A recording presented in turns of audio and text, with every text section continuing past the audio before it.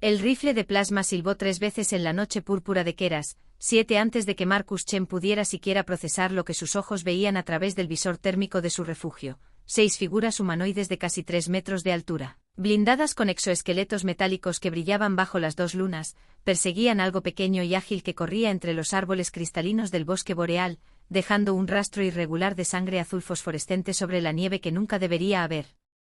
estado allí en su territorio, en el único lugar de esta maldita luna minera donde había conseguido 2 años de paz después de la guerra de Perseo, después de haber visto morir a su escuadrón completo en las trincheras de Osiris Prime, después de haber jurado que nunca más levantaría un arma contra nada ni nadie.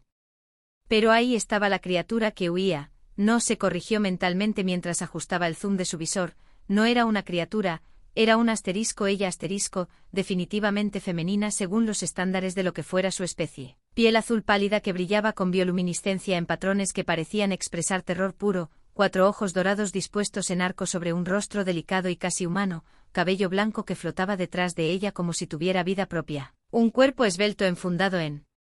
jirones de lo que alguna vez fue una túnica ceremonial, y esas manos de 3 dedos largos que se aferraban a su costado herido mientras tropezaba y caía entre la maleza congelada a menos de 200 metros de su posición. Los cazadores no eran de ninguna especie que Marcus reconociera del catálogo de la Federación Galáctica, demasiado brutales, demasiado coordinados, con armas que no respetaban los tratados de Ginebra Interestelar, armas diseñadas para mutilar y aterrorizar antes de matar, y pudo ver perfectamente cómo el líder del grupo, distinguible por las marcas de rango talladas en su armadura, levantaba algo parecido a un látigo de energía y lo descargaba sobre la nieve a centímetros de donde la chica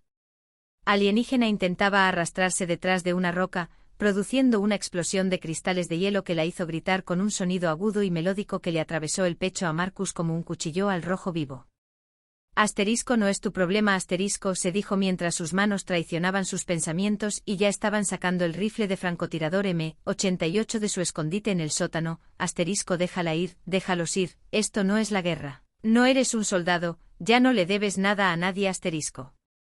Pero sus dedos ya verificaban la carga, sus ojos ya calculaban distancias, vectores de viento en atmósfera alienígena, la gravedad 1.2 veces superior a la Tierra, y su cuerpo ya se movía con la precisión letal de 11 años de servicio militar que ninguna cantidad de alcohol ni aislamiento autoimpuesto habían conseguido borrar de su memoria muscular. El primer disparo alcanzó al cazador del flanco izquierdo justo en la juntura del cuello donde el exoesqueleto mostraba una vulnerabilidad de 2 centímetros, y la criatura cayó sin siquiera un grito. Solo el sonido metálico de media tonelada de armadura golpeando el suelo congelado. El segundo disparo atravesó el visor del cazador que estaba más cerca de la chica, y Marcus supo que había acertado porque vio el spray de fluido verde que salió por la parte trasera del casco. El tercero falló, porque los cazadores restantes ya se habían dispersado con velocidad y disciplina militar, buscando cobertura y rastreando la trayectoria de sus disparos con una eficiencia que le hizo saber inmediatamente que esto no iba a ser fácil, que estos no eran matones ordinarios sino profesionales entrenados, cazadores que probablemente habían rastreado presas por docenas de mundos.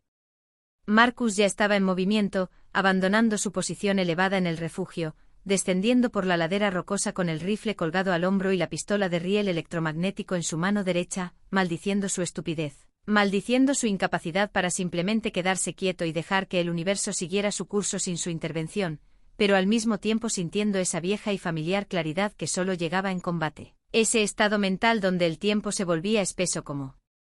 miel y cada decisión se tomaba 3 pasos antes de necesitarla. Los cazadores abrieron fuego hacia su última posición conocida, incinerando el lateral de su cabaña con ráfagas de plasma que convirtieron la madera modificada genéticamente en cenizas instantáneas, pero Marcus ya había flanqueado su posición, moviéndose por el terreno que conocía de memoria después de 2 años de patrullarlo obsesivamente cada amanecer, cada anochecer, cada maldita hora de insomnio. Encontró a la chica alienígena acurrucada detrás de una formación rocosa, sus 4 ojos dorados mirándolo con una mezcla de terror y esperanza que le recordó cruelmente a la civil de Próxima que había intentado salvar en su última misión, la que había muerto en sus brazos mientras le suplicaba en un idioma que no entendía. Sacudió la cabeza para dispersar el recuerdo y le hizo un gesto universal de silencio llevándose un dedo a los labios, aunque no tenía idea de si ella entendería, pero la chica asintió, gracias a Dios o a quien fuera que diseñara convergencias evolutivas, asintió, y se quedó completamente quieta mientras Marcus evaluaba su herida, un corte profundo en el costado que atravesaba lo que parecían ser costillas, sangrando ese azul brillante que probablemente dejaría un rastro visible desde el espacio si no hacían algo pronto. Los cazadores se estaban reagrupando, podía escuchar sus comunicaciones en algún dialecto gutural que su traductor universal no reconocía. Podía ver sus siluetas moviéndose entre los árboles con cautela renovada ahora que sabían que enfrentaban resistencia armada y competente. 3 contra 1 con armadura pesada y armas superiores, en terreno que favorecía la movilidad sobre posiciones fortificadas, protegiendo a una civil herida que no podía moverse rápido. Los números estaban en su contra. La lógica dictaba retirada o rendición, pero Marcus Chen no había sobrevivido a la masacre de Ganímedes ni al asedio de Titán siguiendo la lógica, sino confiando en algo más primario, más humano, la pura, obstinada, irracional negativa de su especie a aceptar derrota cuando algo importante estaba en juego.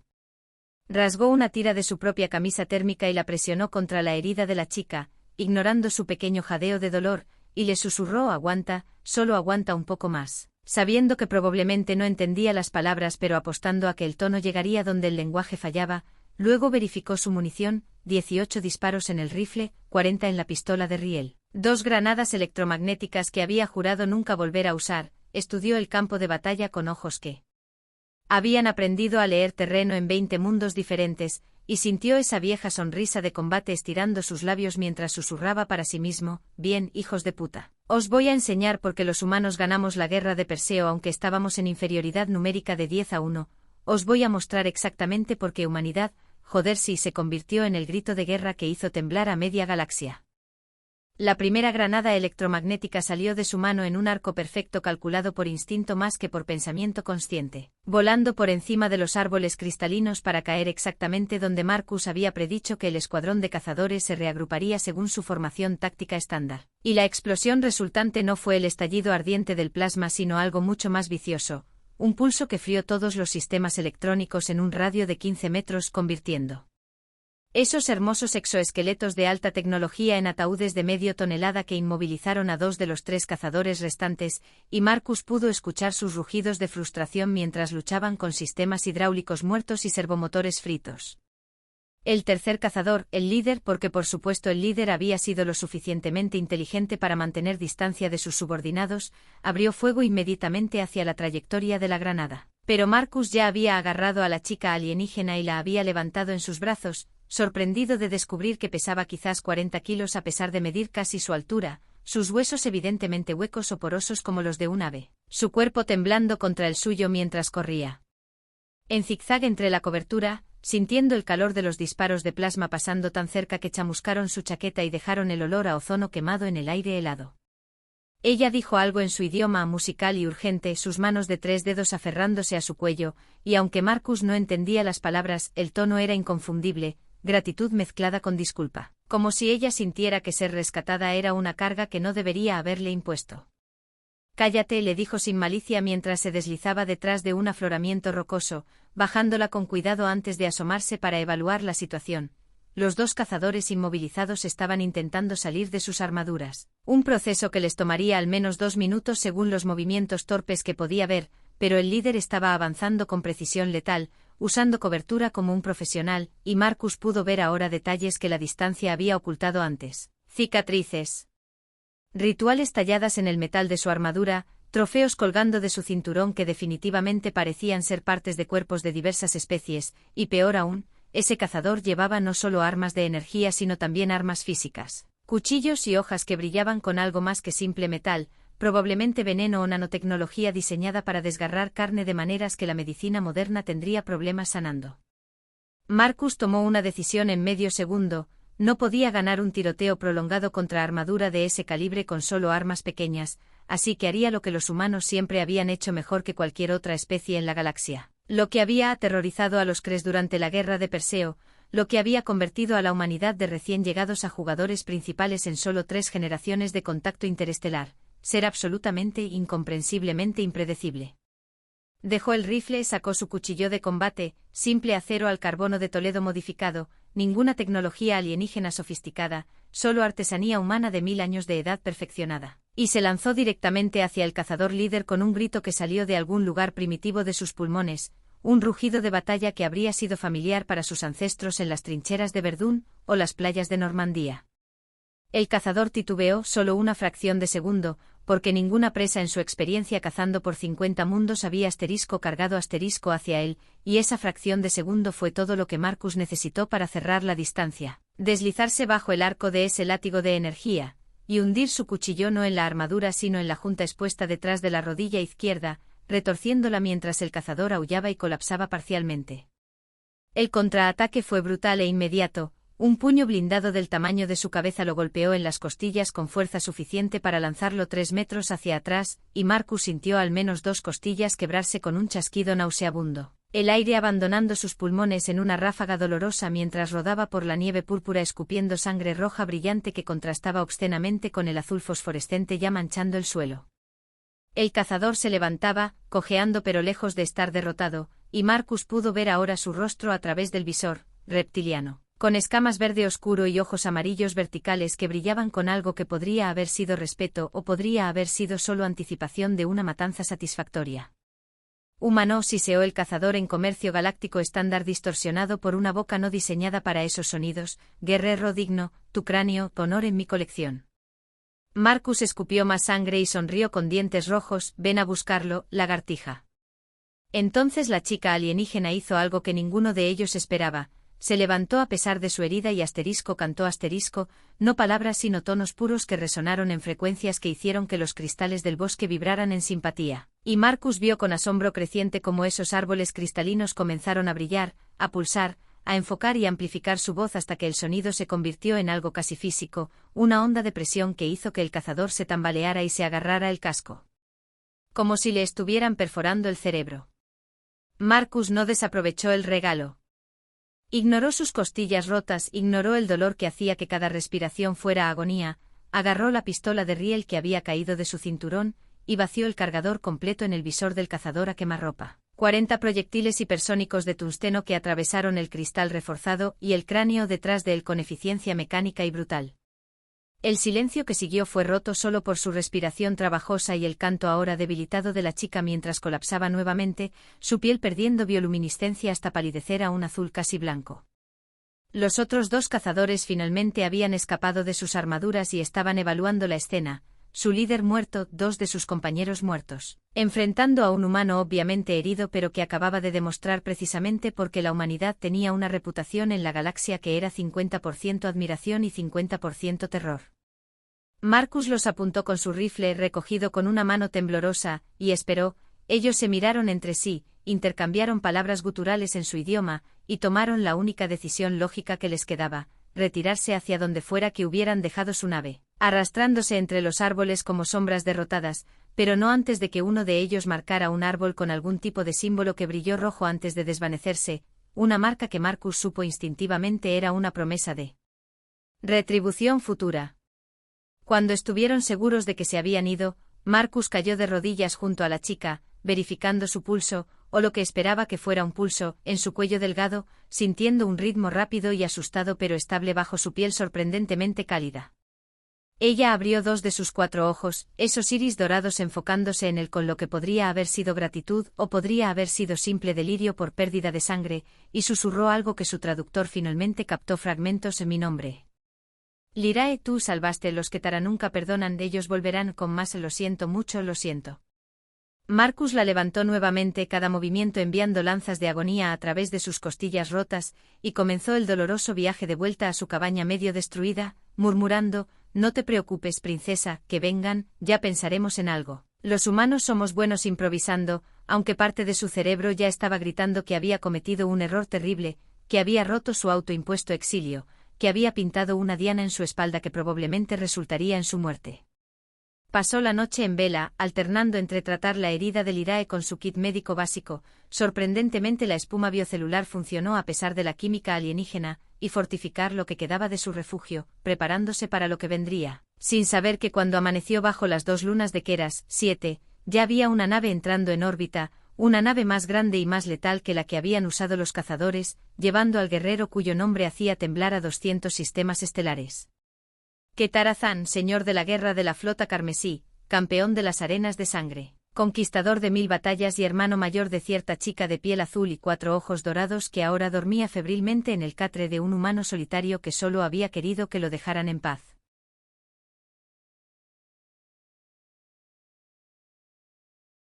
Marcus lo sintió antes de verlo, una presión en el aire como si la atmósfera misma se apartara ante algo demasiado grande, demasiado poderoso para que la realidad lo contuviera cómodamente y luego el cielo púrpura de Keras. 7 se rasgó con el rugido de motores de plasma que hicieron temblar los cimientos de su cabaña reparada apresuradamente mientras una nave de guerra del tamaño de un edificio de 20 pisos descendía con precisión imposible a menos de 100 metros de su posición. Sus armas y...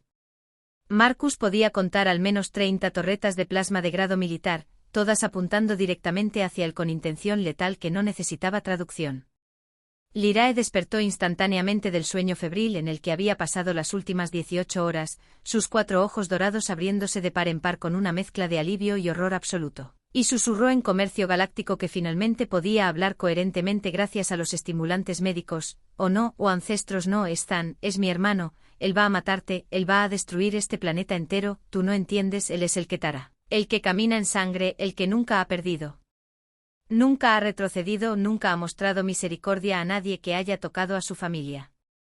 Marcus verificó su rifle por 20ª vez esa mañana, una acción completamente inútil considerando que enfrentaba una nave de guerra capaz de vitrificar la superficie del planeta, y respondió con una calma que no sentía, bueno, eso complica las cosas. ¿Por qué no mencionaste que eras realeza alienígena, o lo que sea cuando te rescaté?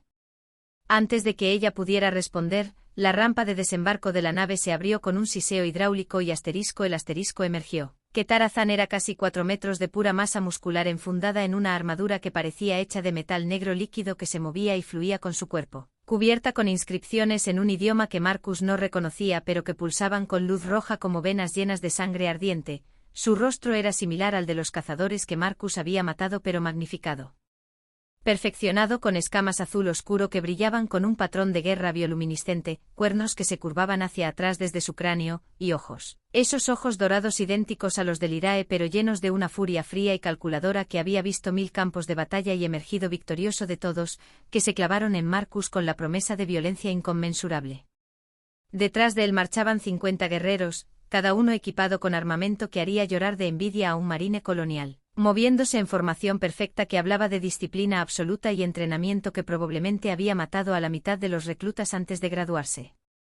Humano, la voz de Zan retumbó a través de algún tipo de amplificador incorporado en su armadura, hablando comercio galáctico con acento gutural pero perfectamente comprensible, has tocado a mi hermana, has derramado la sangre de guerreros Ketara, has marcado tu muerte con acciones que requieren retribución bajo 1000 leyes de mi pueblo. Arrodíllate, muere con lo que sea que tu especie considere honor, y quizás permita que este mundo sobreviva tu insolencia. Marcus, con 2 costillas rotas envueltas en vendajes improvisados, sin dormir 36 horas, enfrentando odds que ningún cálculo racional le daría ni el 1% de probabilidad de supervivencia, hizo exactamente lo que cualquier humano razonable habría hecho en su situación. Se rió, una carcajada que le dolió como el infierno en sus costillas pero que salió genuina y desafiante, y respondió: ¿arrodillarme? Señor lagartija, maté a tus guerreros con equipo de sobras y 2 años de óxido en mis reflejos. Tu hermana estaba siendo cazada como un animal por esos bastardos que supongo trabajaban para enemigos tuyos, considerando que definitivamente no estaban en misión de rescate. La salvé, la curé y pasé toda la noche manteniéndola viva cuando hubiera sido más fácil dejarla morir y evitar precisamente esta situación. Así que aquí está mi contraoferta: baja esas armas, entra solo, verifica que tu hermana está bien, y luego podemos discutir como adultos en lugar de medir quién la tiene más grande, porque te garantizo que si empiezas a disparar, voy a meter una de mis 2 granadas restantes en tu boca abierta y al menos tú vendrás conmigo al infierno.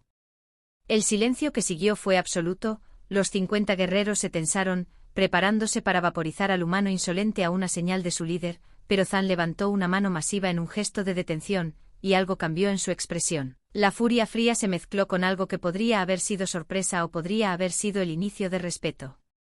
Lyrae, llamó sin apartar sus ojos de Marcus, ¿este humano habla verdad? ¿Te rescató de los cazadores de cráneos que los clanes rivales enviaron a capturarte?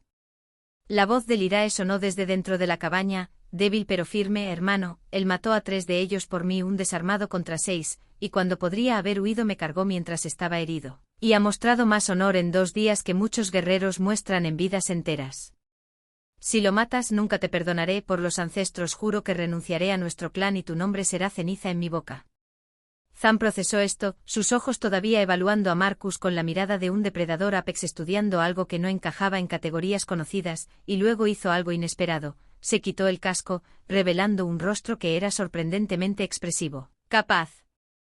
de emociones complejas más allá de simple agresión, y habló en un tono que había bajado de amenaza universal a algo más personal, más peligroso de maneras diferentes. Humano, conozco tu especie. Luchamos junto a algunos de los tuyos en las campañas de Orión hace una década. Vi lo que hicieron cuando los Cres intentaron bombardear la colonia de no combatientes en Refuge 7. Vi a 300 de tus soldados sostener una línea contra 30.000 durante 6 días sin refuerzos, sin sueño, comiendo a sus propios muertos cuando se acabó la comida. Y cuando llegamos finalmente había solo 12 de ellos vivos todavía disparando desde detrás de montañas de cadáveres enemigos. Zan caminó hacia adelante, cada paso midiendo, probando, y Marcus forzó sus piernas a permanecer quietas aunque cada instinto gritaba correr o pelear. También sé que tu especie tiene un dicho, ninguna buena acción queda sin castigo, y que frecuentemente tus héroes son castigados por exactamente el tipo de intervención que realizaste por mi hermana. Entonces preguntó Marcus Chen, sí, sé tu nombre, escanear registros militares públicos toma segundos, ¿por qué? ¿Por qué un soldado retirado que claramente buscaba aislamiento arriesgó todo por una alienígena que no conocía de una especie que no reconocía? Marcus bajó su rifle finalmente, un gesto calculado porque mantenerlo levantado era teatro inútil de todos modos, y respondió con honestidad que lo sorprendió incluso a él, porque la última vez que no intervine, cuando seguí órdenes de no involucrarnos en disputas locales durante la ocupación de Próxima, vi a una familia ser ejecutada frente a mí y no hice nada. Veo sus caras cada vez que cierro los ojos. Así que cuando vi a tu hermana corriendo, sangrando, aterrorizada, supe que si no hacía algo, si la dejaba morir, ella se uniría a esos fantasmas y ya tengo suficientes de esos para toda una vida. Algo cambió fundamentalmente en el lenguaje corporal de Zan. La tensión de batalla preparada se disolvió en algo más parecido a evaluación, y posiblemente, increíblemente, aprobación. Fantasmas, repitió la palabra en su propio idioma, luego en comercio galáctico, sí, entiendo fantasmas, guerrero Chen. Cada uno de nosotros que vive por la espada acumula espíritus que nos persiguen. Se volvió hacia sus tropas y ladró una orden que hizo que todos retrocedieran 20 pasos, luego miró nuevamente a Marcus. Mi hermana es heredera de sangre del clan Ketara, tercera en línea de sucesión, y portadora de los dones de canto que ves ahora infundieron estos bosques cristalinos con resonancia protectora. Los clanes que intentan usurpar nuestro poder la secuestraron de nuestra nave diplomática hace 4 días, pretendiendo venderla a coleccionistas que pagan fortunas por cantantes. Hemos rastreado por 8 sistemas buscándola, preparados para quemar mundos si era necesario. La implicación colgó en el aire. Este mundo, el refugio de Marcus, habría sido ceniza si los cazadores hubieran tenido éxito. Bajo las leyes de mi pueblo, continuó Zan, te debo una deuda de sangre familiar, la más sagrada de obligaciones. Puedo ofrecerte riqueza, tecnología, posición en mi flota, lo que quieras dentro de mi poder conceder. Marcus lo consideró todas las formas en que su vida acababa de complicarse exponencialmente y suspiró, lo único que quiero es que me dejen en paz. Pero sospecho que esa marca que dejaron los cazadores antes de huir significa que eso ya no es una opción, ¿verdad? Zan gruñó un sonido que podría haber sido risa amarga. Esa era una marca de vendetta de clan, significa que consideran este mundo territorio disputado y volverán con fuerzas para reclamar tanto a mi hermana como venganza por sus cazadores. Vendrán con ejércitos, humano, vendrán para borrar tu existencia tan completamente que ni siquiera el polvo recordará que estuviste aquí.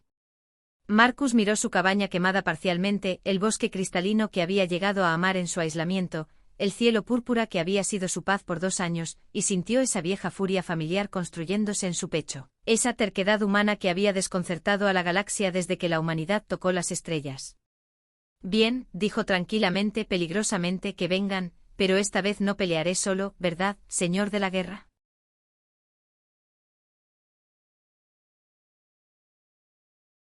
La sonrisa que se extendió por el rostro escamoso de Zan era todo dientes y promesa de violencia compartida, y en ese momento nació una alianza que los historiadores galácticos más tarde estudiarían como el punto de inflexión en las guerras de Clan Ketara. Un humano solitario con fantasmas en sus ojos y un señor de la guerra alienígena que entendía que el honor no tenía fronteras de especie. Los siguientes 3 días transformaron el pacífico refugio de Marcus en una fortaleza digna de hacer llorar a un ingeniero de asedio. Los guerreros de Zan instalaron generadores de escudo de última generación que envolvieron el valle completo en una cúpula deflectora capaz de resistir bombardeo orbital, emplazaron torretas de plasma en cada elevación estratégica. Minaron los accesos con dispositivos que Marcus reconoció de manuales de guerra que técnicamente estaban prohibidos bajo 17. Tratados diferentes y lo más importante escucharon cuando Marcus, usando mapas táctiles improvisados en el suelo de tierra de su cabaña, les explicó conceptos de guerra de guerrillas que la doctrina militar Ketara, honorable y directa hasta la médula, nunca había considerado porque para ellos la guerra era asunto de fuerza contra fuerza, no de engaño y astucia. No entienden, Marcus había dicho mientras 50 guerreros alienígenas de 4 metros se agachaban alrededor de sus diagramas primitivos, ustedes pelean como leones, con poder y gloria directa. Pero los humanos aprendimos hace milenios que cuando estás en inferioridad numérica, cuando las probabilidades son imposibles, no peleas limpio, peleas para *ganar*. Zan había traducido esto a su lengua nativa con lo que sonaba como aprobación creciente, y sus guerreros, veteranos que habían conquistado 100 mundos, miraban a este humano roto y agotado con algo parecido a fascinación. Lyrae se recuperaba rápidamente gracias a tecnología médica Ketara que hacía parecer primitivo el equipo de Marcus, y pasaba horas enseñándole los fundamentos de su canto, explicando que su especie había evolucionado en un mundo de bosques cristalinos resonantes donde la comunicación se había convertido en arte y el arte en arma, capaz de hacer que las mismas rocas vibraran en frecuencias destructivas o curativas según la intención del cantante.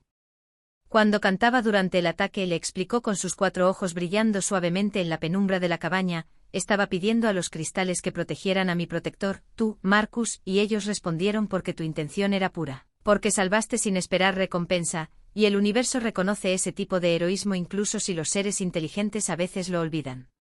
Marcus había desviado la mirada, incómodo con la gratitud, con la admiración obvia en esos ojos alienígenas, murmurando algo sobre solo hacer lo correcto. Pero ella había puesto una de sus manos de 3 dedos sobre la suya y dicho algo que lo golpeó más fuerte que cualquier puño de guerrero. Tus fantasmas no te culpan por lo que no pudiste prevenir, guerrero Chen, solo tú te culpas. Y quizás es hora de perdonarte como ellos ya te han perdonado.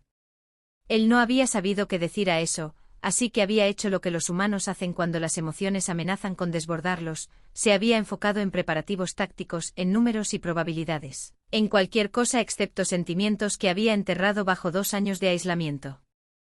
Las naves enemigas llegaron exactamente cuando Zan había predicho 6 días después del rescate de Lyrae, apareciendo en el cielo púrpura de Keras, 7 como langostas mecánicas. 200 naves de guerra de 3 clanes rivales unidos temporalmente por odio mutuo hacia los Ketara, transportando aproximadamente 5.000 guerreros de élite armados con tecnología comparable a la de Zan, apoyados por mechas de asalto de 20 metros y artillería que podía nivelar montañas. Marcus observó la flota enemiga a través de hologramas tácticos proyectados en el centro de comando improvisado y sintió ese viejo y familiar hielo llenando sus venas, ese estado mental donde el miedo se convertía en combustible y la desesperación en claridad. 5.000 contra 51, dijo Zan a su lado, su voz un gruñido bajo que podría haber sido preocupación o podría haber sido anticipación de batalla, haz pobres incluso con fortificaciones. Marcus sonrió esa sonrisa de combate que había aterrorizado a enemigos en una docena de mundos, en la batalla de Ganímedes enfrentamos peores, 300 humanos contra 20.000 crees y sabes cómo terminó eso, ¿verdad? Zan gruñó afirmativamente. Todos en la galaxia que estudiaban historia militar conocían Ganímedes, la batalla donde los humanos habían convertido una luna minera completa en una trampa mortal usando nada más que explosivos improvisados, creatividad psicótica, y absoluta negativa a rendirse incluso cuando rendirse era la única opción lógica. Los clanes enemigos no bombardearon desde órbita como Marcus había temido, su arrogancia y su deseo de recuperar a Lyrae viva significaba que tenían que hacer un asalto terrestre, descendiendo en oleadas de naves de desembarco que oscurecieron el cielo con su número mientras sirenas de alarma aullaban a través del valle. Primera oleada, Marcus habló por el comunicador que Zan le había dado, su voz calmada fluyendo hacia las posiciones de los 50 guerreros Ketara escondidos según su plan, déjenlos acercarse, déjenlos pensar que será fácil. Y cuando crucen la línea marcada en rojo en sus visores, muéstrenles por qué los humanos llamamos a esto una zona de muerte. La primera oleada de 300 guerreros enemigos cruzó esa línea marchando en formación perfecta hacia lo que asumían sería un enfrentamiento directo, y el valle completo explotó. Las minas que habían estado escondidas bajo la nieve púrpura detonaron en secuencia calculada por Marcus para crear efecto dominó, convirtiendo terreno sólido en trampa mortal que destrozó formaciones y envió cuerpos blindados volando. Y antes de que el humo se aclarara, los guerreros Ketara emergieron de posiciones ocultas, otro concepto que Marcus había tenido que enseñarles porque emboscadas eran sin honor en su cultura, y masacraron a los sobrevivientes desorientados con eficiencia brutal. Segunda oleada ajustando táctica, reportó el comandante de la flota enemiga en transmisiones que los sistemas de Zan interceptaban fácilmente, y esta vez vinieron con mechas de asalto al frente, absorbiendo trampas con armadura pesada mientras 500 guerreros seguían detrás en formación dispersa aprendida de dolorosa experiencia. Marcus activó el segundo nivel de su plan, Lyrae ahora. Ella emergió de la cabaña, todavía pálida pero con determinación ardiendo en sus 4 ojos, y cantó con voz que hizo que cada cristal en 10 kilómetros resonara en simpatía armónica, construyendo frecuencia sobre frecuencia hasta que las mismas rocas temblaban y los mechas de asalto, máquinas de guerra de 20 metros diseñadas para tanquear armas antiblindaje, comenzaron a desintegrarse desde las juntas hacia afuera mientras vibraciones resonantes destrozaban circuitos y soldaduras a nivel molecular. Los guerreros enemigos que habían confiado en esos mechas como escudos se encontraron expuestos, y las torretas de plasma de Zan, colocadas exactamente donde Marcus había especificado para fuego de enfilada cruzado, los cortaron como trigo. 3 oleadas más vinieron, cada una ajustando táctica, cada una perdiendo cientos de guerreros contra defensas que parecían infinitamente adaptables porque Marcus entendía algo fundamental: la guerra no se trataba de fuerza sino de volverse impredecible, de nunca pelear la misma batalla 2 veces, de hacer que cada victoria del enemigo fuera pírrica y cada derrota fuera trampa para algo peor. Para el mediodía del primer día los clanes enemigos habían perdido 2000 guerreros contra solo 8 Ketara caídos, y Marcus podía ver la frustración en las transmisiones interceptadas. Comandantes acostumbrados a guerra honorable y predecible enfrentando tácticas que cambiaban momento a momento. Pero los números eventualmente importan. Para el segundo día las defensas se adelgazaban, munición se agotaba, y el anillo enemigo se cerraba inexorablemente a pesar de bajas horrendas. Zan peleaba como un dios de guerra hecho carne, su armadura negra líquida manchada con sangre de 3 colores diferentes mientras sostenía personalmente el flanco norte contra oleadas que no terminaban, pero incluso él tenía límites. Marcus, con costillas todavía rotas operando principalmente con estimulantes militares y pura terquedad, había matado a 23 enemigos en combate cercano cuando las municiones se acabaron, usando ese cuchillo de Toledo que probaba que el acero simple en manos expertas todavía podía matar tan efectivamente como tecnología alienígena sofisticada. Entonces llegó el momento que Marcus había estado esperando con terror y esperanza mezclados. Los 3 líderes de clan enemigos, frustrados por pérdidas insostenibles, descendieron personalmente con su guardia de élite de 100 guerreros, los mejores de los mejores, buscando terminar esto con desafío directo porque el honor Ketara, compartido por sus clanes rivales, demandaba que líderes enfrentaran líderes. Zan se preparó para encontrarlos pero Marcus puso una mano en su brazo masivo. Espera, tengo una idea, probablemente estúpida, definitivamente suicida, pero muy humana. 5 minutos después Marcus Chen caminaba solo hacia el centro del valle portando bandera blanca improvisada de su propia camisa rasgada, y los 3 líderes de clan, criaturas magníficas de 4 metros con armaduras que valían más que planetas, se detuvieron confundidos porque ninguna presa nunca se había rendido a ellos de esta manera. Guerreros de los clans, Marcus habló en comercio galáctico amplificado para que todos escucharan. Han perdido 3000 de 5000 atacando 50 defensores más un humano, sus tácticas han fallado contra ingenio que ni siquiera comprenden, y si continúan cada uno de ustedes morirá en este valle porque soy Marcus Chen, veterano de Ganímedes y Titán, y tengo suficientes trucos sucios para matar el doble de su número si es necesario. Los líderes intercambiaron miradas confundidas, y el más grande rugió: ¿entonces te rindes, humano? Marcus se rió, genuinamente se rió. ¿Rendirme? No los estoy invitando a rendirse ustedes porque su flota en órbita acaba de ser flanqueada por la segunda y quinta flotas Ketara que Zan llamó hace 3 días y que han estado viajando por hiperespacio esperando este momento. Mentía, Zan no había llamado refuerzos por orgullo de manejar esto con sus propias fuerzas, pero mentía con tal convicción que los líderes de clan inmediatamente verificaron sensores y sus caras se transformaron en horror al descubrir que Marcus *no* mentía, que 200 naves Ketara efectivamente acababan de salir de hiperespacio rodeando su flota porque resulta que Zan *sí había enviado llamado de emergencia después de que Marcus lo convenciera 3 días antes argumentando que pedir ayuda cuando familia estaba en riesgo no era debilidad sino sabiduría. El comandante de la flota recién llegada, el padre de Zan y Lyrae, supremo señor de la guerra Ketara, transmitió un ultimátum simple: ríndanse ahora o sus líneas de clan se extinguen aquí. La batalla terminó no con explosión sino con suspiro, 3 clanes de rodillas en rendición, tratados firmados con sangre según tradición Ketara. Y Marcus Chen sentado en los escalones de su cabaña destruida sintiendo 2 años de tensión finalmente liberarse mientras Lyrae curaba sus costillas con combinación de tecnología médica y canto resonante que le hizo sentir que quizás, posiblemente, los fantasmas que había cargado finalmente susurraban perdón en lugar de acusación.